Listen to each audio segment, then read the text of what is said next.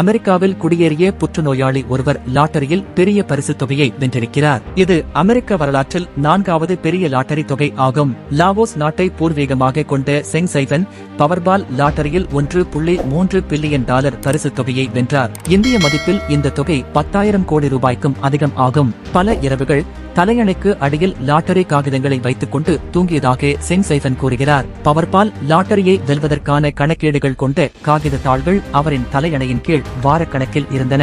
அமெரிக்காவின் ஒரேகான் மாகாணத்தில் உள்ள போர்ட்லேண்டில் வசிக்கும் சைஃபன் தனது வாழ்க்கையில் கடினமான நாட்களை நினைவு கூர்ந்தார்.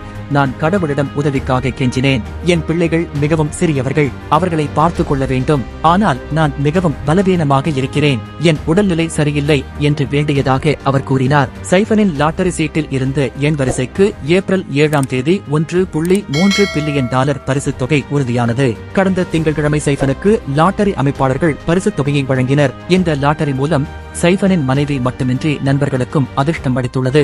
சைஃபன் வழக்கமாக தனது மனைவி மற்றும் நண்பர்களுடன் சேர்ந்து 20க்கும் மேற்பட்ட லாட்டரி சீட்டுகளை வாங்குவார். அவ்வாறு வாங்கிய ஒரு சீட்டு இம்முறை அவருக்கு பெரும் பரிசுத் தொகையை பெற்று தந்துள்ளது. இதனால் தான் லாட்டரி பணத்தில் 25% தனது மனைவி டுவான் பெருக்கும் 50% தனது தோழி லைசா சோவுக்கும் தருவதாக கூறியுள்ளார். புற்றுநோயால் அவதிப்படும் சைஃபன் கடந்த 8 ஆண்டுகளாக கீமோதெரபி சிகிச்சை எடுத்து வருகிறார். எனக்கு இன்னும் எவ்வளவு காலம் இருக்கிறது என்று தெரியவில்லை.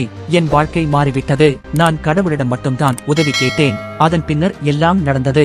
இப்போது நான் என் குடும்பத்தை சிறப்பாக கவனித்துக் கொள்ள முடியும். எனக்கு ஒரு நல்ல மருத்துவரை அணுகி சிகிச்சை பெற முடியும். லாட்டரி பரிசுத் தொகையில் இருந்து கொஞ்சம் பணத்தை செலவழித்து வீடு வாங்க விரும்புகிறேன் என்று CBS ஊடகத்திடம் சைஃபன் கூறினார்.